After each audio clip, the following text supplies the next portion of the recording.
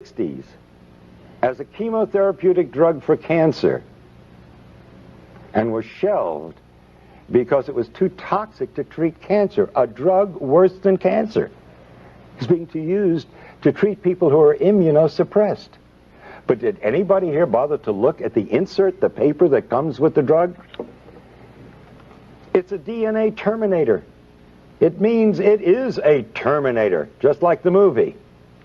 It terminates life. You terminate DNA, you terminate life. And they talk about side effects in the insert.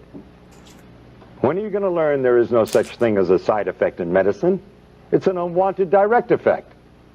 And you know what one of the unwanted direct effects of AZT is? Lymphoma, cancer, one of the diseases of AIDS, as they call it.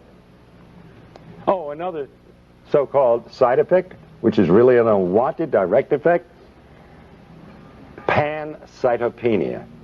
You need a definition? Pancytopenia. Pan, all, cytos, cells, penia, loss of all your cells. That's AIDS. That is the definition of AIDS. So AZT, by definition, by their own drug insert, causes AIDS, and nobody survives AZT. That will eventually lead to your death. And they've cut the dosage way down because it was killing them too fast. It's like giving somebody a large dose of strychnine and they die within 5 minutes. And so the next person, you give them a few drops of it and they last 4 or 5 days, and you say, strychnine's a wonderful drug. This person lasts 5 times longer. This is the kind of thing that they present to the world. Or what? Okay, that's an excellent question, really. And you're using your head. That's the kind of question should have been asked at the very beginning. And by the way, you said 20s and 30s, our healthiest people. Isn't it strange? You got a disease, the first disease in the history of mankind, that affects our healthiest? Now, I'll ask you, in the sense of redundant question, but yeah, I think it'll get the point across. I'm going to name 5 of 30 diseases. Tuberculosis, a new disease. Lymphoma, oh, that's a new disease too. Leukemia, oh yes, that's a very new disease too. Pneumocystis pneumonia, another new disease but lesser known. And Kaposi sarcoma, another new disease? No. These diseases and the other 25 have always been around. It's real easy, it's real simple to create an epidemic. You simply take a bunch of diseases and put them under one heading and then claim that one virus is responsible for it. Well, that's nonsense. And now they're caught up in a maelstrom. Now if the truth gets out, yes, it will deal a blow to the credibility of the NIH and the CDC and the FDA and the AMA, and my God, it is sorely needed. That blow is necessary to clean up the act. He's the Tylenol episode. In 2001, he helped the public understand the health dangers of anthrax and bioterrorism. Today, there's a good chance you know someone with HIV. Than they are right now. The SARS situation is a little bit more serious than run-of-the-mill. I'm just going through videos because I'm like doing some research, so I figured we could do it. Ooh. Where was I? He screwed me up. Over here. Yes. That's what I was looking for.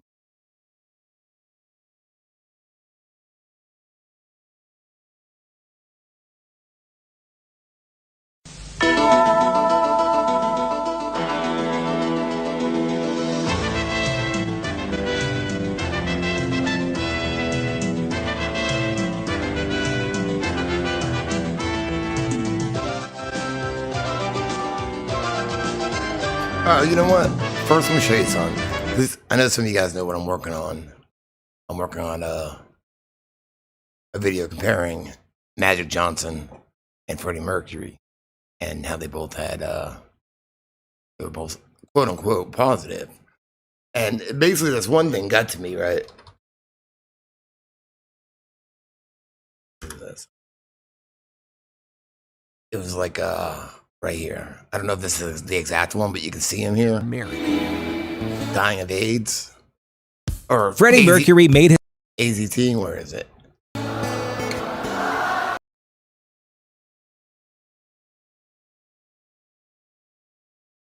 Damn it. illness. You can just tell, like, it's so bad now that I know, you know, like just being poisoned. That's it. It's How the did same Freddie thing. Mercury? The pair. God damn, I'm just watching it too. It's not it. Well, here, this will work for now. Yeah, I just want, you just see the videos. It's like, man. After being poisoned for 2 years.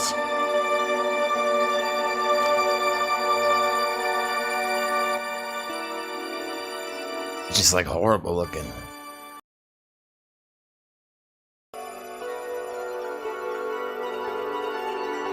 You know, if you didn't take AZT, you probably would have been fine. Poisoned by prescription. And that's what, like, that's really what got me. All right, so we're over here.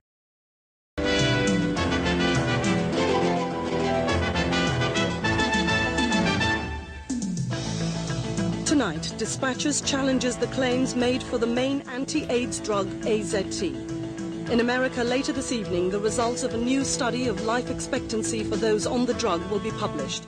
Those results will throw new doubt on the effectiveness of AZT. Tonight's Dispatch is the third on the subject of AIDS. As before, the programme's advice is clear. No one should alter medication without consulting a doctor, still less on the basis of a television programme. But the role of tonight's Dispatch is to examine the evidence. It will argue that in this country, the Wellcome Foundation, the manufacturers, are making false and misleading claims about the drug and could be in breach of the law. That's AZT, cause for concern.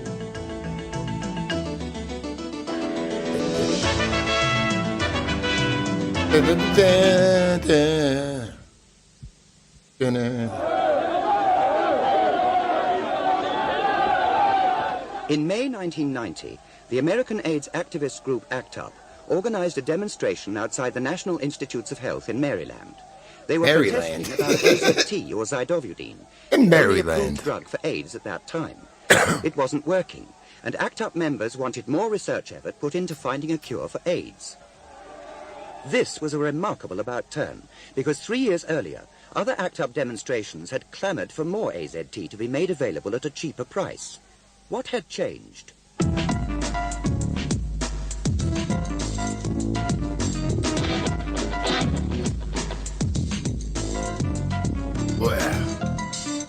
For several years, the rock magazine Spin has run an AIDS column. In it, journalist Celia Farber has... Spin did a really good job, and they left a lot. I actually contacted Celia Farber the other day. She hasn't come back to me. She got kicked off of Twitter, so I did it through Gab. I haven't checked, actually. Kept a close and critical watch on AZT.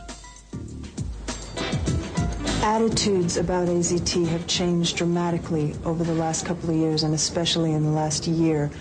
The leaders of the gay community in the major cities here were on AZT, many of them, in the beginning. And then when it stopped working for them, they turned around and they said, it isn't working, whereas initially they had defended it so adamantly. A lot of the people who were involved with ACT UP and who were on nucleoside analogs like AZT had bad experiences with the drug eventually. And then there was a panic, and then there was this realization, this horrible disillusionment that indeed the drugs that they were begging the government to get into their bodies were in fact very ineffective, if not toxic. If they were aware that the drug had unfortunate side effects, why were people so anxious to take it? Because there didn't seem to be any alternative. The propaganda was that AIDS is 100% fatal, which it isn't. There is a 15% survival rate today. And of course people are living longer, and people were desperate at that time, didn't know much. AIDS is basically political. It's been politicized, moralized in this country, and there's a lot of misinformation about the disease. Through public protests and demonstrations, AIDS activists were giving voice to serious misgivings about toxicity and the expectations for AZT amongst leading doctors and scientists.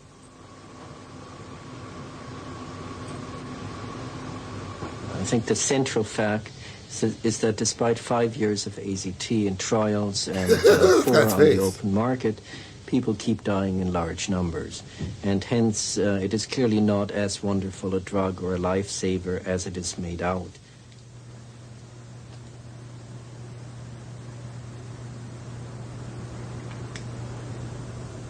First of all, I think it's self-evident that our study does not provide the kind of benefit that everyone wished for.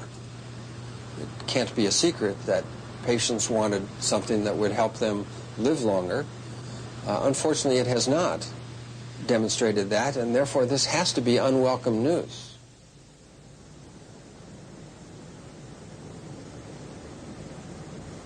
Well, the effect of AZT on body cells as a whole is very deleterious because it prevents cells from replicating.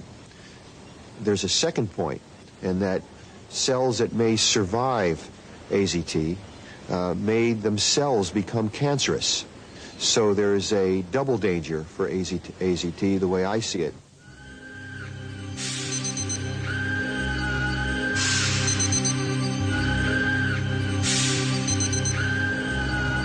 When AZT was licensed in the United States in 1987, hopes were running high. Tucked away in a corner of the massive Jackson Memorial Hospital complex is Miami University's AIDS Research Unit. Here, Dr. Margaret Fischel was one of the leading figures in the trials that led to the licensing of the drug. I think in the very beginning, when the studies were actually being designed, our greatest expectation or hope would be that it would delay progression of the disease. It would improve quality of life, decrease the severity of the disease. Although we designed survival benefits into the study, we actually did not expect to see them. At San Francisco General, Dr. Paul Gerberding, another leading AZT researcher, supports AZT's early track record. The drug was approved in 1987 for use in what we would now call advanced HIV disease, patients who had substantial deterioration on the basis of a clinical trial that was really quite short, but a trial that showed, compared to placebo, a rather striking difference in the mortality rate in patients with AIDS. So we started our experience with the sense that this was a very active drug clinically, but with still questions to be answered about the appropriate use People of the drug. People were blurry in the 90s, dose huh? of the drug. 80s, 90s, whatever this was. I don't know. The results of the early AZT trial on people with full-blown AIDS appeared to be so convincing that the drug was given a new fast-track approval by the United States Food and Drug Administration before any long-term toxicity trials in animals had been completed. These new regulations specifically will have special criteria that would apply to immediately life-threatening conditions, recognizing that such patients are willing to accept the greater risk than that which normally would be the case. The Wellcome Foundation, UK manufacturer of AZT, saw its shares spiral upwards. AZT was to be the new wonder drug. Then, in 1989, after further trials were terminated early in the United States because results looked promising, it was announced that AZT could be used not only on people with AIDS diseases, but in a much larger group, with HIV and low immune cell counts, but no other symptoms. Wellcome's shares soared to new heights. Asymptomatic. There, let's take some chemotherapies to make sure you don't catch something. So you're asymptomatic. You tested positive, though, by a faulty test. Let's give you some chemotherapy, DNA chain terminators, to make sure you don't get sick. Adding £1.4 billion to the company's UK stock market value in one day. Today, annual sales of AZT are worth around £170 million. Opening up the drug's use to so-called asymptomatics means a substantial increase in the number of people who could be prescribed AZT indefinitely. In the UK, the estimated number of HIV-positive people is 50,000.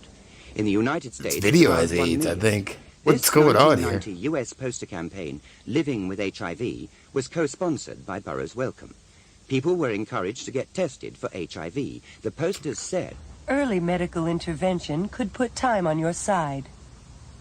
As AZT was the only approved drug for AIDS at the time, this was a way of increasing Wellcome's market for the drug. Get tested. I think it's a disgrace. Wear condom. I mean, wear a mask. I'm getting confused. Into the belief that if they're HIV positive, they should go and get themselves tested, and that there's an... Is that a young Have you seen my stapler? Is that the guy from were you guys just saying that a minute ago?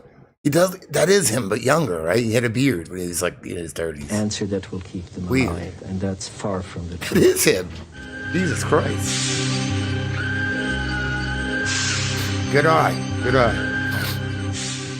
More and more people with no symptoms of AIDS, but who have HIV and a low immune cell or T-cell count, are being drawn into AZT studies.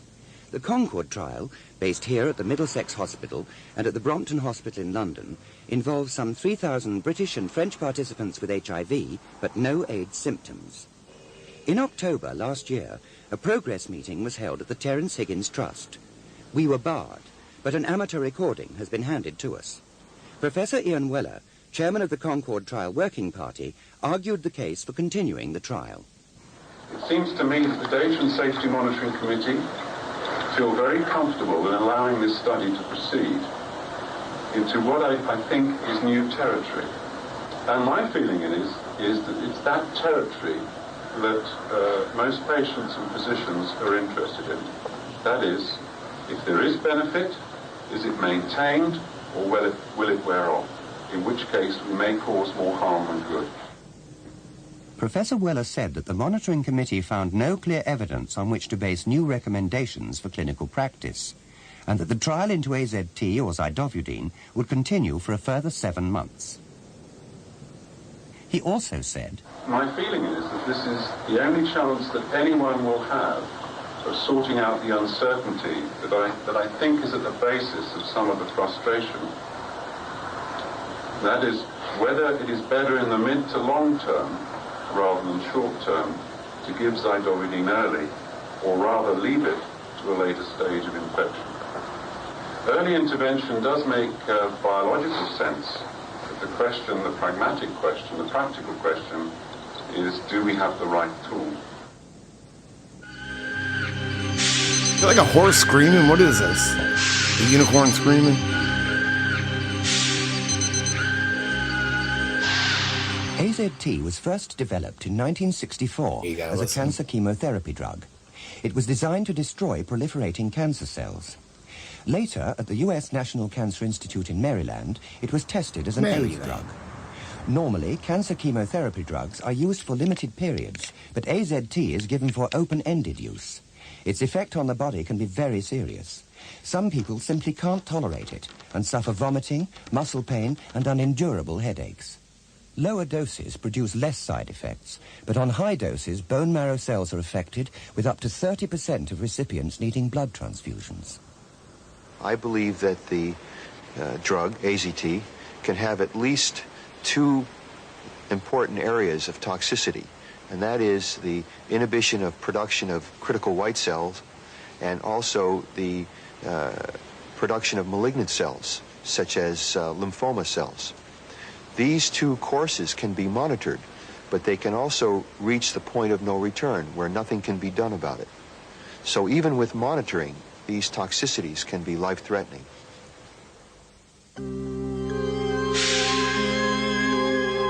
All the people that killed. Although the effects of AZT, also called by its generic name zidovudine, are listed in Wellcome's US and UK information sheets for doctors, their promotional leaflet for doctors and the public in the UK makes some startling claims about AZT's safety and efficacy.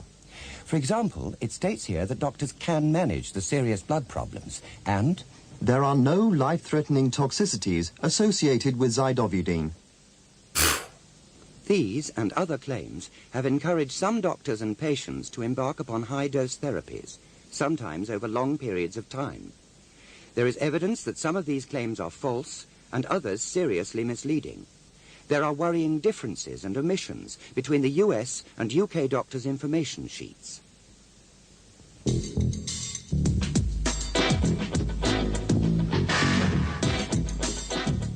Before a drug is licensed for use, it normally has to undergo animal toxicity studies and clinical trials in humans.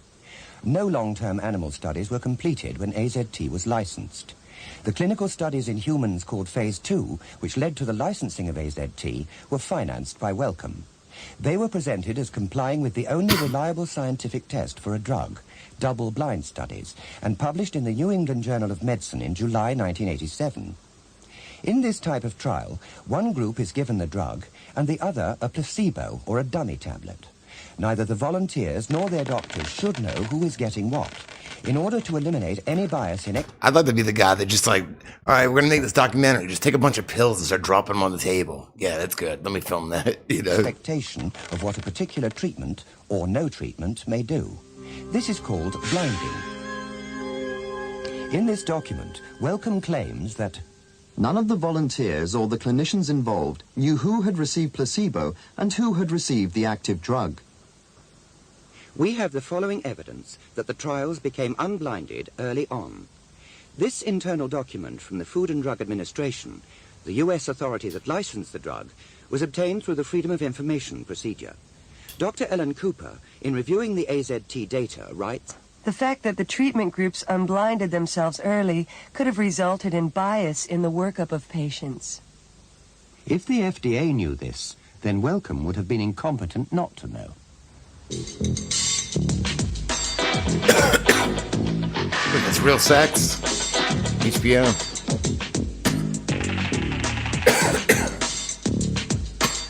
God damn. I'm trying to type all proper. How's it going? Oh, hi. Through the pages of the New York Native, It is Real Sex. gay weekly newspaper. Oh, it's that guy. I've seen this guy before. John, he wrote the book, Poison by Prescription.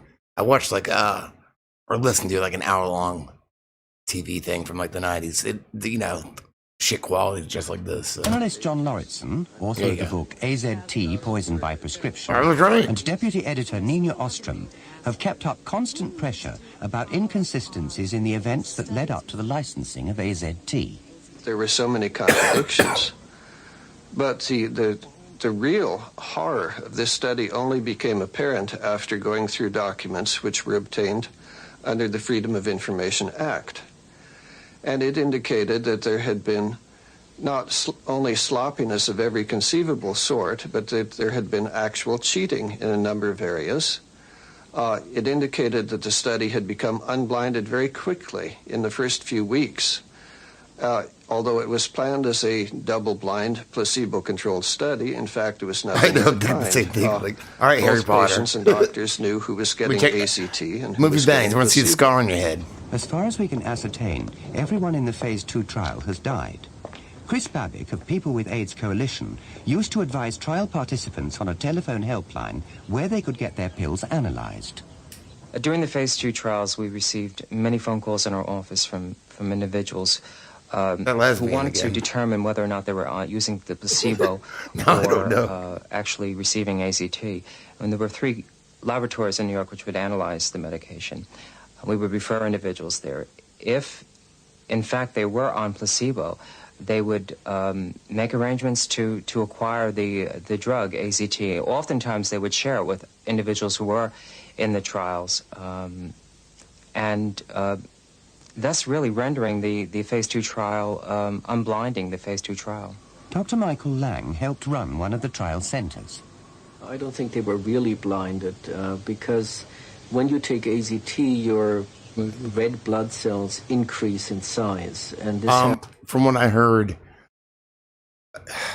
see, I've read a couple books on it, so it's kind of like a mush in my brain. I got to reprocess it again. But what I heard is, some people like some rich patients, whatever, because they thought, they were tricked into thinking this was a good thing. They needed it. So some were taking it without them knowing. Some were giving it away. I don't know. It was completely fucked up, though. It happens after 2 to 3 weeks, and you can notice that on an ordinary blood count. And since blood counts were monitored and the information fed back to patients, this information was available to the investigators. Well, I don't think it's completely true that the trial was unblinded. There, in retrospect, are ways that we could have known who was taking the drug. The drug causes the red blood cells, for example, to enlarge in size. But that wasn't really known at the time. Wait, red blood And cells? So I think that AZT trial gives you a was, in boner? I fact, don't think it quite does. well-blinded. I don't think it does. Did you I think know it'll that give the you phase opposite. 2 trial became unblinded early on in the study? Oh, I don't think it became unblinded. I think that's, fanfare and does incredible misjustice to that trial. Did we know that or suspect that some of the patients were on AZT? Of course. When you say unblinding, I mean, you assume that. But all right, so even in the studies, a lot of the AZT patients were receiving blood transfusions, which kind of and they weren't doing that for the ones that weren't taking it. So it gave the appearance, because they would have died or been sick sooner. The whole study is unblinded, that both patients and physicians know exactly what they're on. And that typically does not happen in most clinical trials. Are patients suspicious sometimes of what they're on? Yes. Do they necessarily change their behavior because of that? No. Do physicians or nurses that care for patients in blinded studies sometimes suspect what the patient is on? Yes.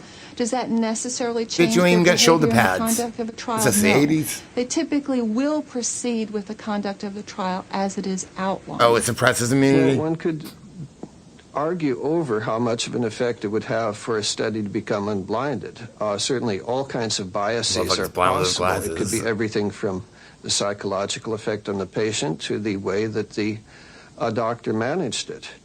But certainly the gold standard of drug testing is a double-blind, placebo-controlled study. Well, I hate drug And most tests. importantly, I fail if the all the study time. was I'm never not good at them. blinded, it is dishonest to describe it as being a blind study.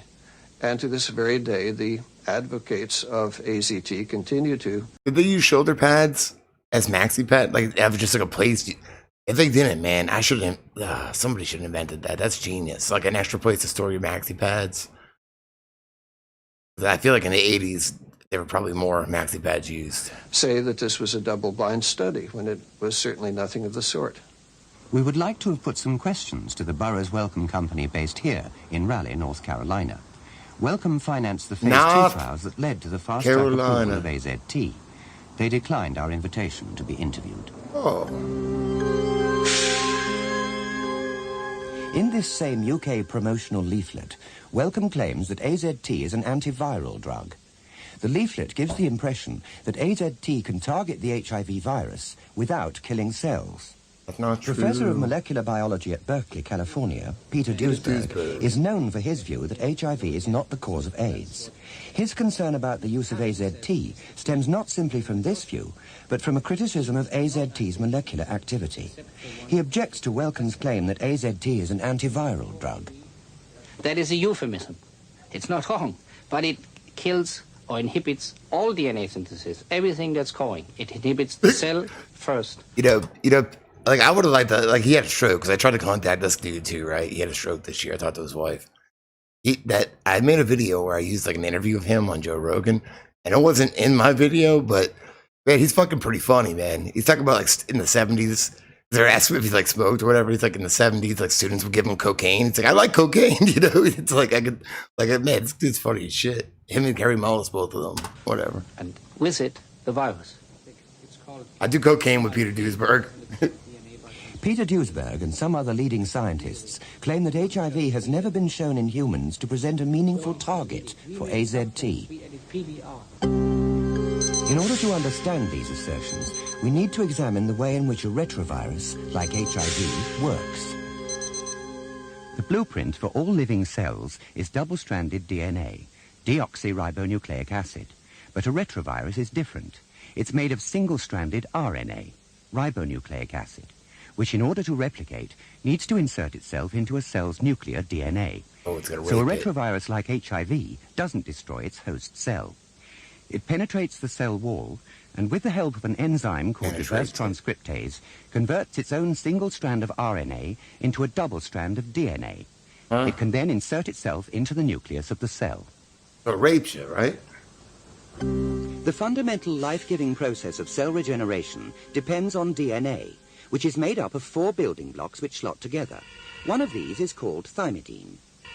AZT is a copy or analogue of thymidine, which when it attaches itself to the viral DNA chain, stops it, because nothing else can attach itself. Some scientists claim that whether a cell is infected with HIV or not, AZT terminates the DNA chain, stopping more DNA from being formed. It inhibits the replication or duplication of DNA and thereby prevents the cell itself from duplicating. Wellcome claims that AZT can target HIV and delay symptoms of AIDS in people who are HIV positive by inhibiting HIV when reverse transcription takes place. Once it enters that cell, the drug has to undergo a transformation so it becomes active. And then it actually prevents the virus from getting into the genetic makeup of a cell and infecting that cell. But Duisberg maintains that AZT can't prevent the virus from infecting that cell without killing it and others as well. In people who are given AZT, healthy or sick, only 1 in 500 cells is ever infected by HIV. That is to say, in order to kill that one infected cell, AZT will have to kill 500 normal cells, good cells, that people, particularly with AIDS, desperately need to survive. And healthy people need it too. It is like trying to kill the one terrorist in a city like Berkeley of 200,000 by putting poison in the tap water. You may get the terrorist, but you will get most of the other people as well. But does AZT have a viral target at all? Peter Duisberg maintains that once a person has developed antibodies to HIV, HIV becomes inactive, and there's essentially no more reverse transcription going on for AZT to target. There's no evidence for it. It's not detectable, and the numbers of infected cells remain the same. It remains very low and remains constant, which is direct proof that further infection is not taking place. Further infection depends on reverse transcription. Dr. Harvey Bialy supports this view. He is research editor of Biotechnology, sister to the science journal Nature. In this interview, he is expressing his personal views. The majority of the time that a person is infected with HIV, there is essentially no reverse transcriptase activity that can be detected. So it is really beyond me how a drug that is claimed to inhibit the reverse transcription of the virus, inhibit virus replication, can be a suitable agent for treating AIDS, or even, for that matter, for treating HIV infection, since the immune system does a very good job of keeping the virus replication at undetectable levels.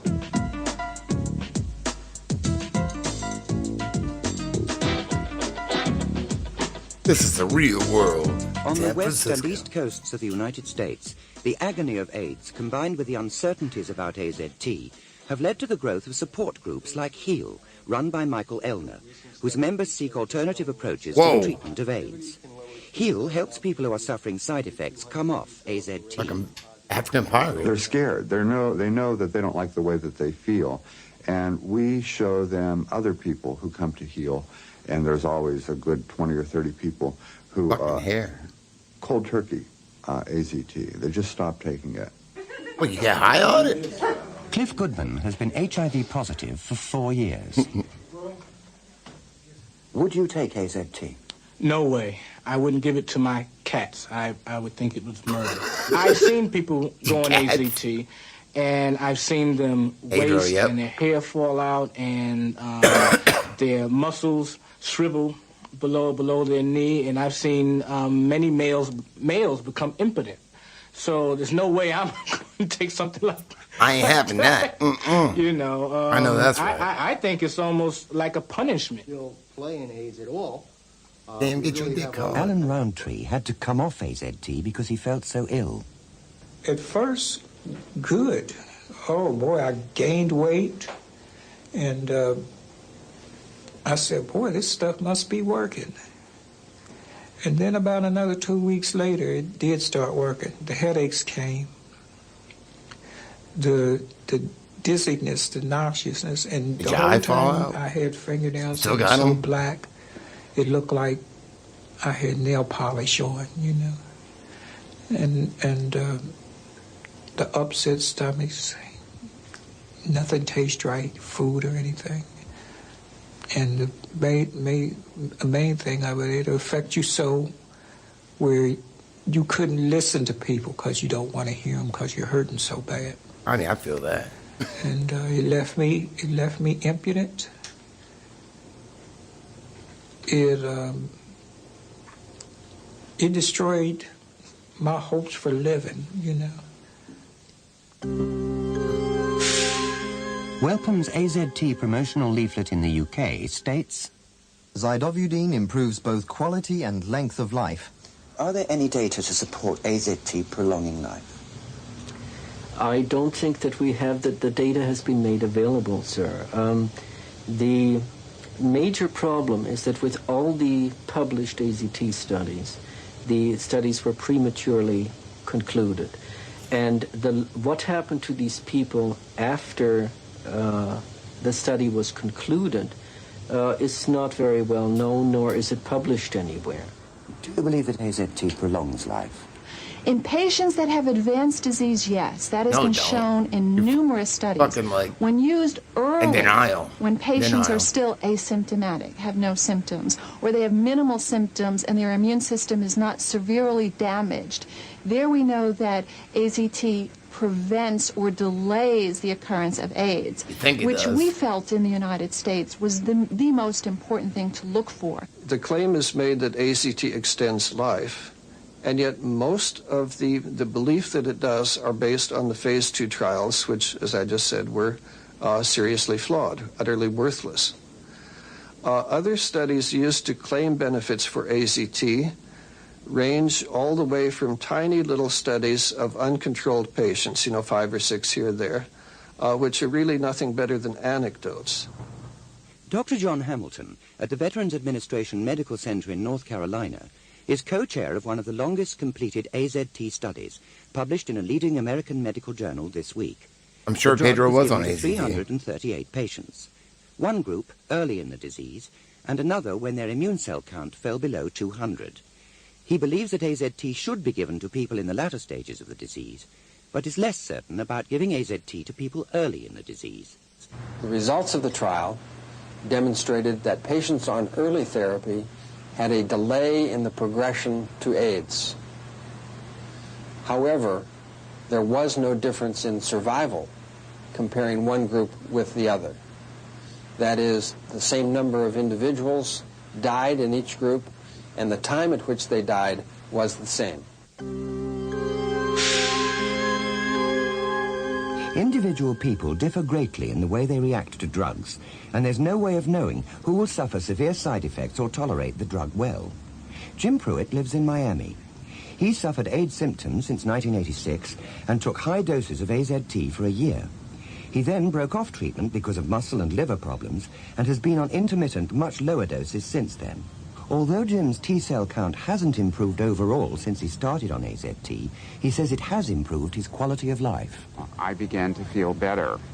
I started gaining weight. The fevers went away. Clinically, I was There's something doing wrong better. with it, obviously. My energy level returned. This was not a response that I think everyone experienced with this drug. I think it's delusional, but my too. response was very good. Gordon, living in central London, has had no problems with AZT. Yes, look at him. Obviously, he has. He looks like a goddamn ghoul. No blood clotting cells or platelets. He was prescribed 1,000 milligrams of AZT for 18 months. He's now reduced his dose by half. I do accept that I'm one of the lucky ones. I, of course, accept the evidence that it is not a good drug and that it does have toxicities which can be quite severe. My attitude would be, find out all you can about it. Ideally, talk to someone who has good experience of the drug and to someone who has bad experience of the drug, and then you just have to follow your own instincts. Cass Mann is a volunteer counsellor for Positively Healthy, the London-based self-help group. It provides members with free information about AIDS and different treatments. Does he think AZT improves quality of life? No. That's a dude? That is not true. I have never seen it improve the quality of life. Certainly when people begin the drug, they begin with the best possible motive and expectation. But after periods of time, there are, of course, people who claim it does, but I've known no one who's been on it for an extended period who would claim that. There has been no formal demonstration of improvement in quality of life. Because they all died. It was assumed that the delay in progression to AIDS would translate into an improved quality of life because it seemed logical and made sense. In fact, the only study that has been done on this point and published, to my knowledge, has failed to demonstrate an improvement in quality of life. In the UK and US doctors' reference books, there are marked differences in the entries about AZT under its brand name Retrovir. For example, in the US entry, there is a section called Information for Patients. There is no such helpful section in the UK datasheet compendium. In this US section, it states that patients should be informed that the drug has been studied for limited periods of time and that long-term safety and efficacy are not known. nowhere does this appear in the UK document. There are other omissions and anomalies. Human rights lawyer Larry Gostin, director of the American Society of Law and Medicine in Boston, believes AZT can benefit people with AIDS, but is concerned that the differences in information discriminate against people in Britain. In effect, that gives is everybody fucked up looking back then or something? Less favorably and with less respect than patients is everybody in the on United AZT? States, and that is wrong. The drug company ought to disclose to physicians, and physicians should disclose to patients all relevant risks, whatever the country may be, whatever the legal system may be. In West London, Stuart Marshall is also concerned about different standards of information. He's a trustee of Positively Healthy. He knows he's been HIV positive for 8.5 years and has always resisted pressure to take AZT. His immune cell or T-cell count has quadrupled over the last 4 years and is now between 500 and 600. When I was offered AZT, I was told nothing at all about side effects. I knew a lot about the side effects because of having a lot of information from America about it. And it's really my opinion, based on a lot of personal experiences, that people are still not being told about the side effects properly. And therefore, I don't think they're able to make a proper informed decision about whether they should take the drug or not. Poison. Currently in the The Sex and the USA, City. much speculation and concern surrounds possible links between AZT and the emergence of a type of lymphoma or cancer of the blood in the late stages of AIDS. This FDA internal document, describing mutating human cells in an AZT laboratory experiment, says, "This behavior is characteristic of tumor cells and suggests that AZT may be a potential carcinogen." However, Dr. Volberding believes that the lymphomas appearing late in AIDS patients are not associated. It sounded like he said, I thought he said Voldemort.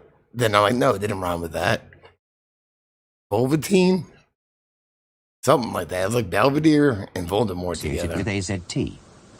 The appearance of lymphomas Fucking in fish patients eyes. receiving Like dead-ass antiretroviral eyes. therapy Look at this guy's is a eyes. reflection of the long Blink, duration motherfucker, of blink. survival and the ability Jesus to remain Christ. alive, and therefore, Close your eyes. unfortunately, at Still risk haven't for done some it. of these other complications of HIV disease.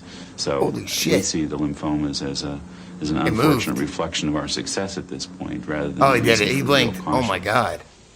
Are you convinced by the explanation that lymphoma is a natural consequence of living longer his with lips. AIDS?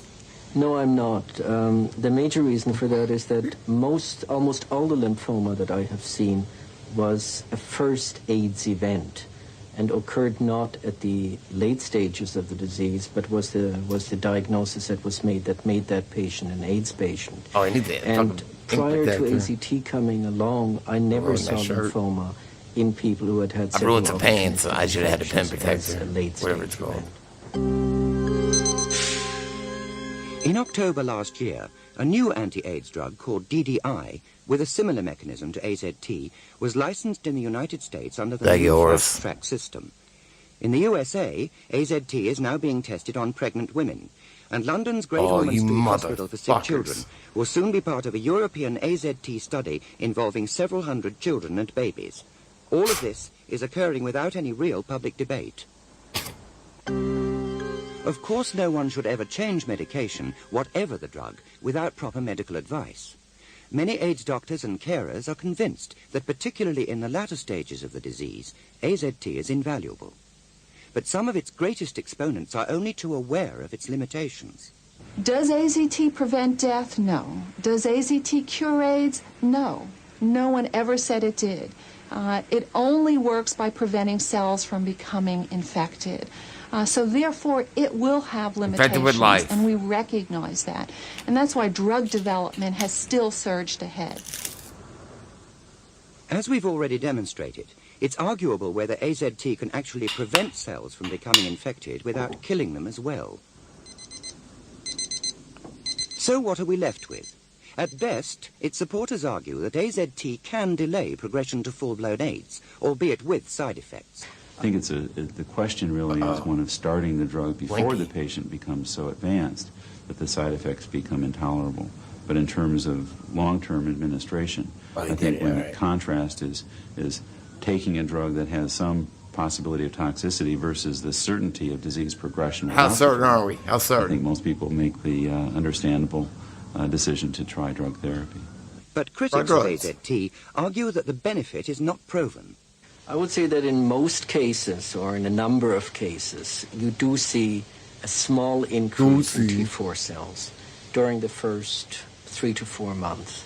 Usually by 6 to 9 months, if you're lucky by 12 months, you're back to where you started from. And from there on, there's, in most cases, a general decline, so that you end up with T4 cells less than beforehand. Resistance to calls for more open debate about AZT has come from the US FDA, the medical profession, and the pharmaceutical industry. The FDA and Burroughs Wellcome in the United States, 2 doctors running the current UK Concord trial, and the Wellcome Foundation in the UK have all refused to take part in this program. Wellcome UK said this was because they didn't believe we would be sufficiently balanced and objective in our approach to the subject of AZT to make a reasonable program about it. Last week, Wellcome made another announcement encouraging the wider use of AZT. This letter, issued to doctors in the UK, describes favourable results from a trial in 10 countries involving nearly 1,000 HIV positives without very low immune cell counts. But doctors have been approached before details of the trial have been published in a scientific journal.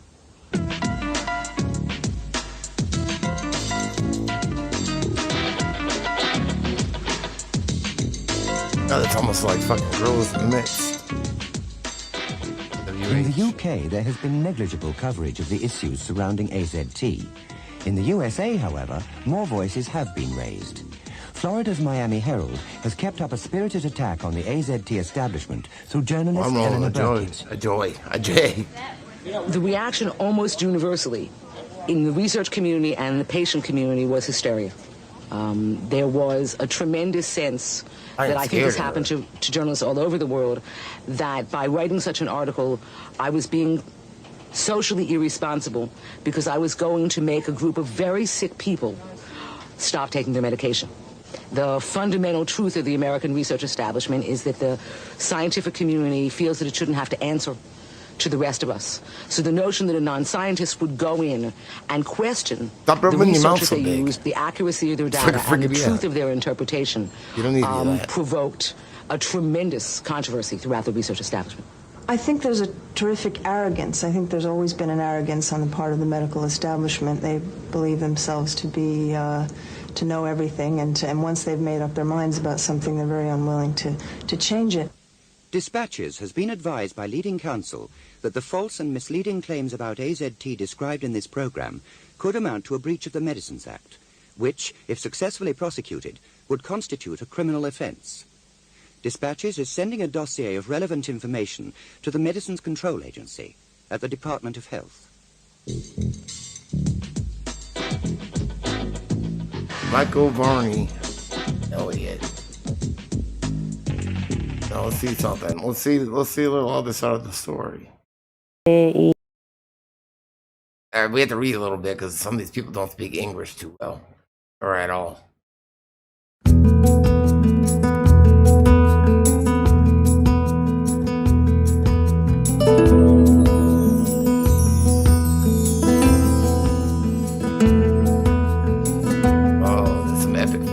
Flamenco, maybe? I don't know. We made a documentary, a precious documentary, where 5 individuals agreed to share their life stories with us. What Manolo, Raquel, Manuel, and Suso had in common was that they were diagnosed HIV antibody positive over 30 years ago. Muchas veces he pensado que me iba a morir. I don't think read all Sí, this. porque más cuando you get the te gist. encuentras mal. Y pensaba, digo, pues es que ya me ha tocado, ya me iba a morir. Y más después de ver a tanta gente que he visto, amigos, familia. Pues me sentí fatal. Fatal. Whoa. Terrible. No sé. I don't know. Es difícil explicar con palabras lo que siente uno, ¿no? Hombre, recuerdo que en el primer momento que nos dicen tal, el shock fue bastante espectacular. Live in a castle.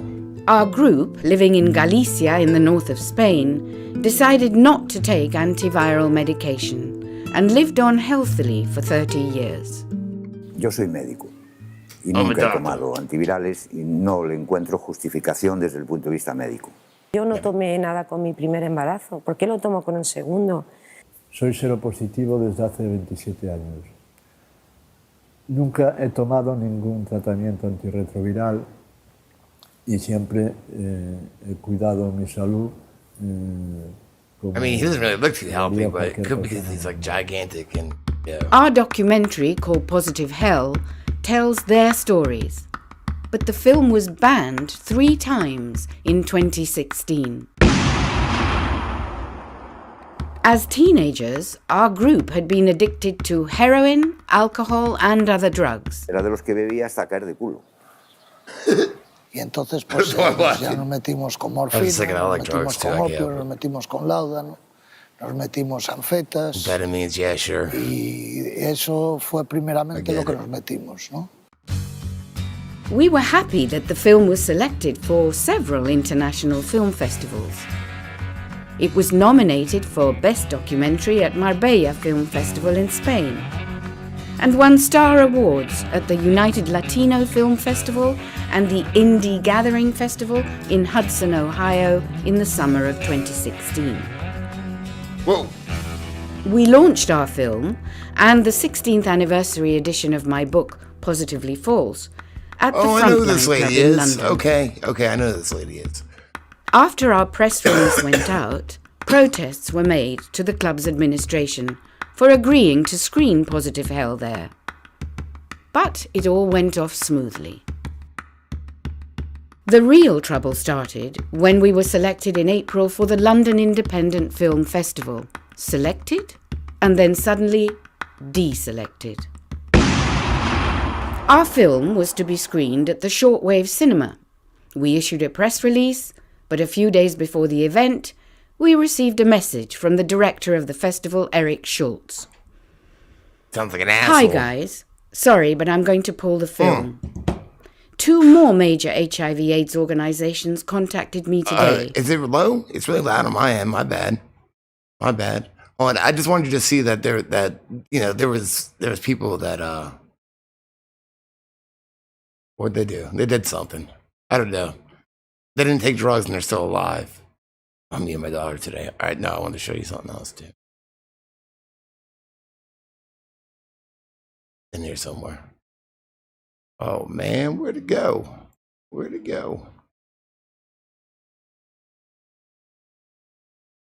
That's where like retweets would be. That was last night. I thought it was in here. Was it yesterday? I don't know, man. I get lost in time. Yeah, this is it. This is what I want you to hear. All right.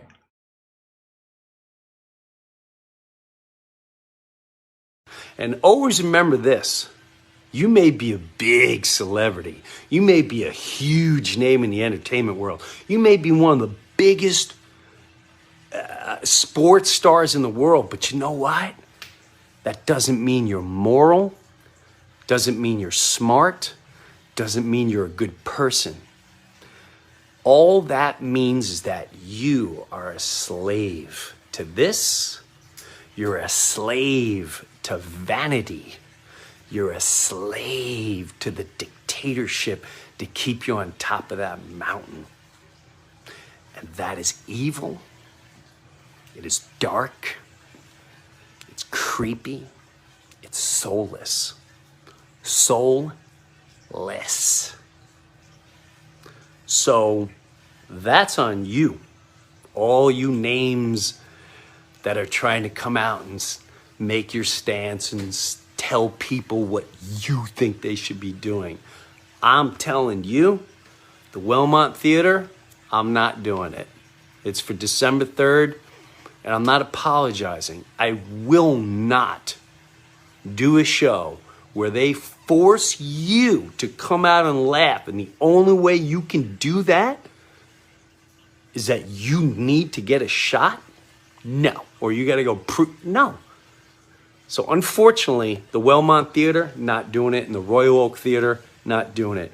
I will say this about the Royal Oak. They asked if I would not cancel and reschedule. They believe, and they have hopes, that these big companies that do all the touring and book these venues and own the venues and monopolize the venue and get paid by big pharmaceutical to make lots of money,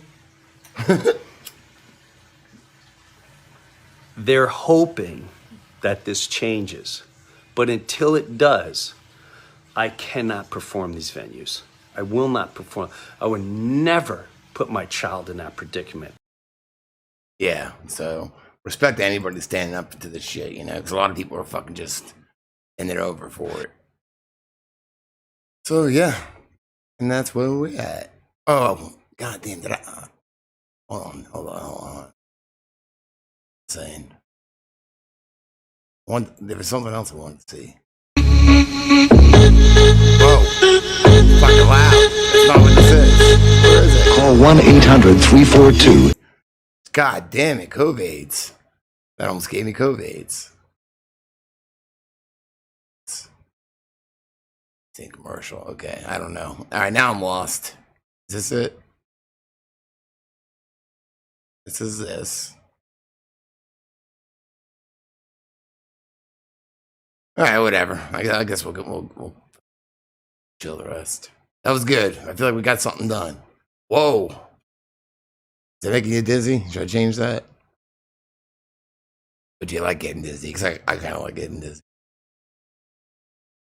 You know what I mean? Let me know.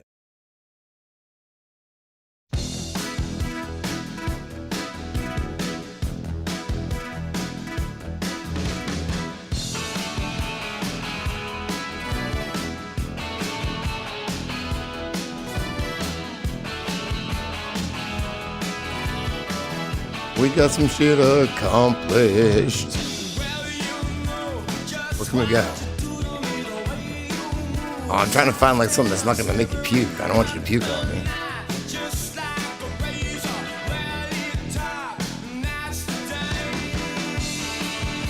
Where can we go? Oh, what's in here?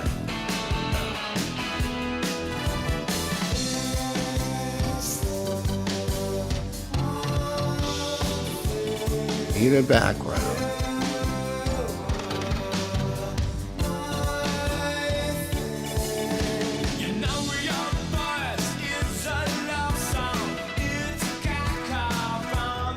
There we go. We're back with the fish.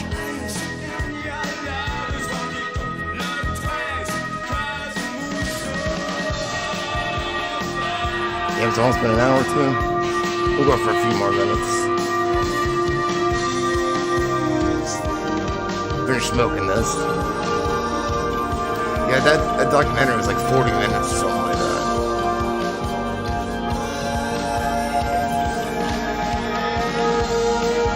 It was pretty long. But I need to watch it, so.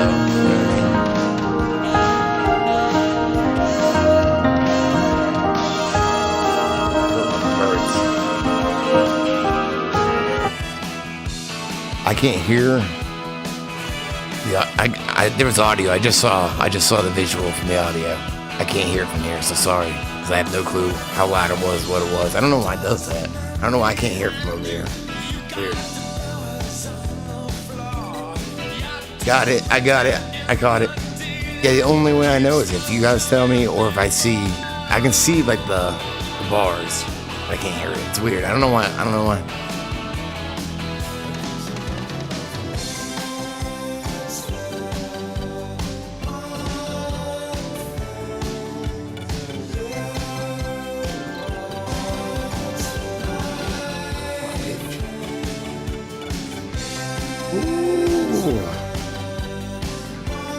There's probably a way I could fix it. I don't know. It's just confusing.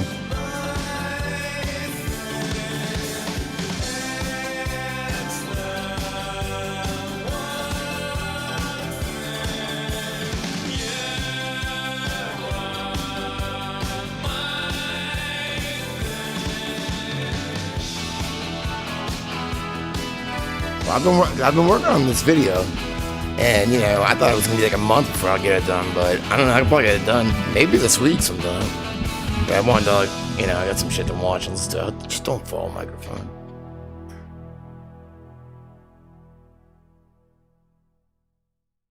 Volume in the browser. Oh, the media, like the media source. It might have been a way. I don't judge, though. I don't judge. To keep and care it, you've got to water it. To keep and care it, you've got to water it. Yeah, it comes in on YouTube. I was trying to let you hear it. I don't know. There's probably something on the other end. I don't know. So you see, my garden is so special. But I can't figure this out. That's why it's pretty hard for me to figure this keyboard shit out. Like this Ableton. I did record like just piano today, and I got it to work. I closed the program, and now because I was trying to loop it, you know.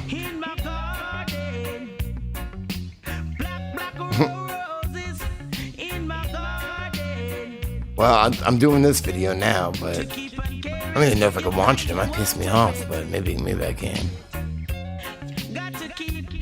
Name what? Oh, you know what? I got to figure it out. I had to set it up differently though, and the way with no latency to have it right, I can't have it through OBS or something like that. Like if I do it straight from Ableton, I figured out how to do it, and it sounded, you know, I was playing right along to it, so.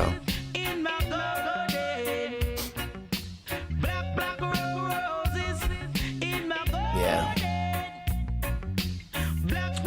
Although this video kind of had something to do with Fauci, so. Yeah, I was snapping right to it, you know, but I don't know if I can do it live. But I recorded and then I was trying to loop it just to play it, and it was looping. I had to cut the beginning off. It's just the controls are weird. I gotta figure that out.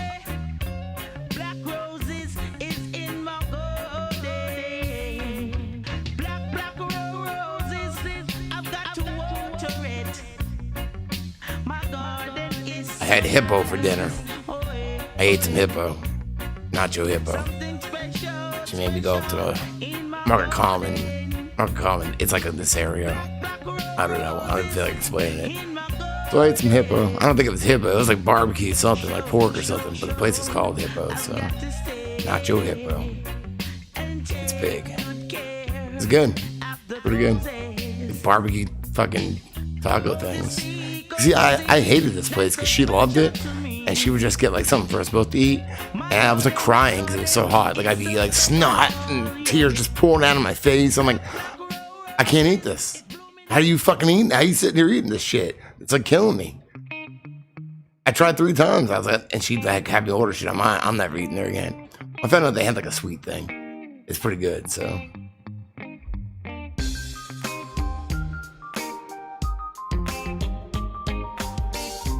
Yeah, they're pretty mean, right? They're hungry hippos. I felt like a hungry hippo when I got the nacho hippo.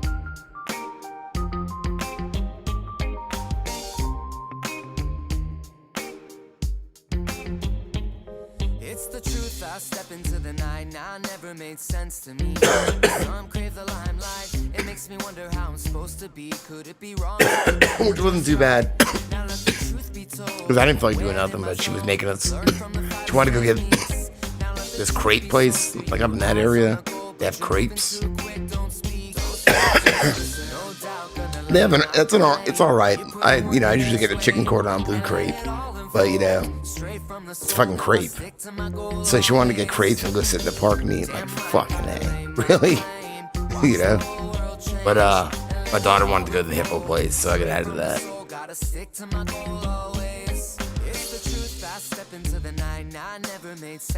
Yeah, they wear weird hats in this place. Like, I don't know if they look like beatniks in here. They have like hats. I don't know. I'm feeling like they have like a fake goatee or something on too, like the waitresses or waiters or whatever.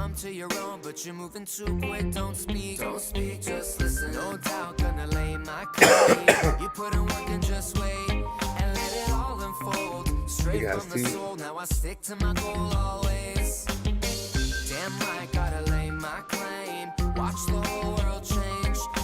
Doesn't hippo mean horse? Water horse, hippopotamus? Is that what I mean? I think it is. Water horse. Seahorses kind of look like horses. The fuck, you see a sea dragon? It's crazy. Those things are weird. Wait a minute, don't the males have science? The males have science. All baby animals are cute. Yeah, you're right.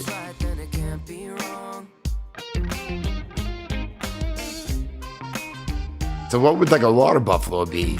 A buffalopotamus? Would that be the same thing? Buffalopotamus. Hippogriff. Horse griff. Griffin horse. Gryffindor. Whoa, it just made sense. Hippogriff, Gryffindor. I didn't realize that before.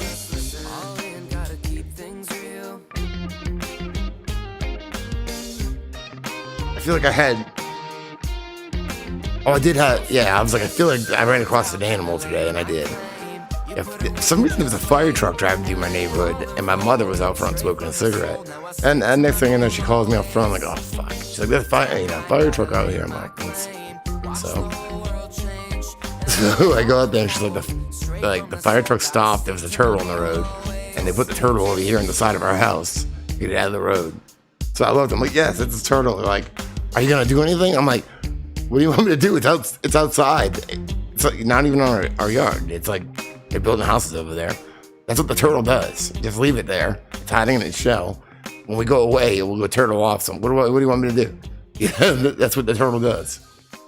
And then so then I came in and jammed with my daughter for a little bit, and then she made me go look for the turtle. We couldn't find it. I went to a pond or something. I think they move pretty fast.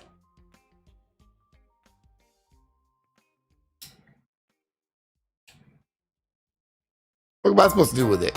I mean, if it was crossing the road, I would have stopped traffic for it and waited for like some manly man to come pick it up and relocate it for me, because I don't want it to bite me or piss on me or anything. I mean, I've done it before. I don't know. I just don't want to touch animals that I don't know. You know, it's kind of weird. It's kind of awkward. I don't know what it's gonna do.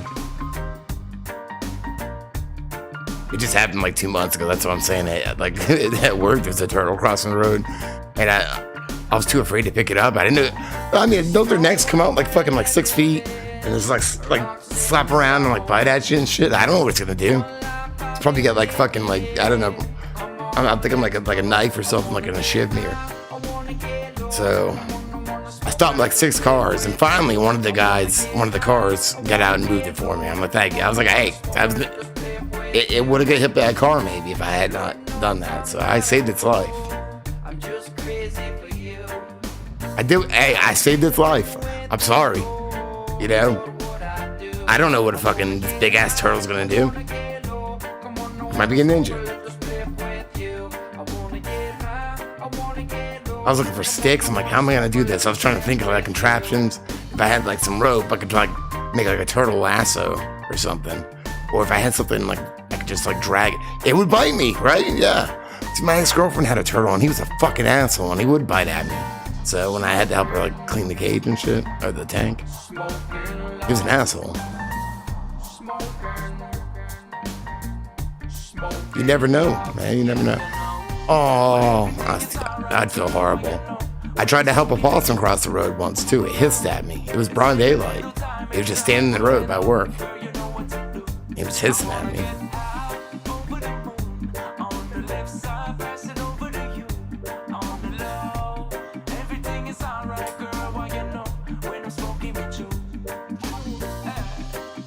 frozen in the road, yeah. They do, because unfortunately, I've seen turtle sex at the zoo.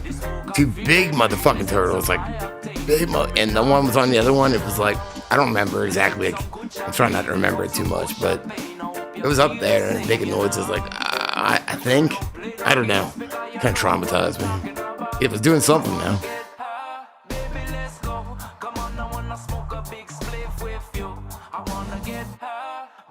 I see bats flying around outside sometimes. I don't know if I really see them here. I saw them at our old house, like every night. Yeah, we've seen them here. We've seen them here. Yeah. Some animals I think are suicidal, just like, get the fuck out of the road. The Canadian geese, I just can't, I just don't get it. You fly. I see you fly all the time. Always flying around. You gotta cross the road like a bunch of assholes and like hold up traffic.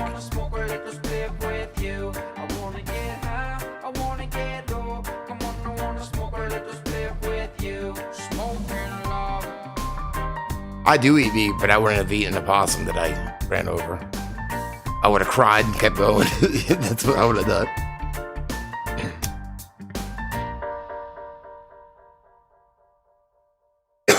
Back quarters.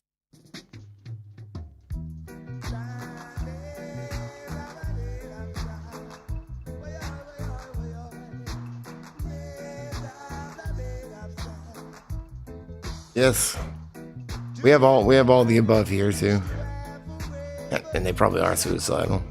Birds, yeah, a bird flew in the back of my house. I saved it though, because my cat got it. It like hit the house and just like fell on the ground. And Pumpkin goes out there and she's like, got it. She's like, oh, my Pumpkin. So I scared I should have Pumpkin. I took the screen door and like hit it open and like, she dropped it and the bird flew away. I know bats are good. I just don't want them like doing like some weird bat shit to me or something, Well, I know.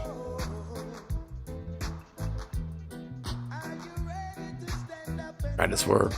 I did swerve. I almost hit a deer once. When I first started dating my ex-wife, she worked at a horse. Well, I know some of you guys know. There's a horse barn out in Conway, which is like, compared to where I live, it's like the country area. I'm at the beach. So every weekend I would drive out to the old barn. And, exactly. I had the weekend off. I would go out to the barn and stay out there for like 2 days, help out, and get away from everything. I was trying to get off drugs too. I was just getting on methadone.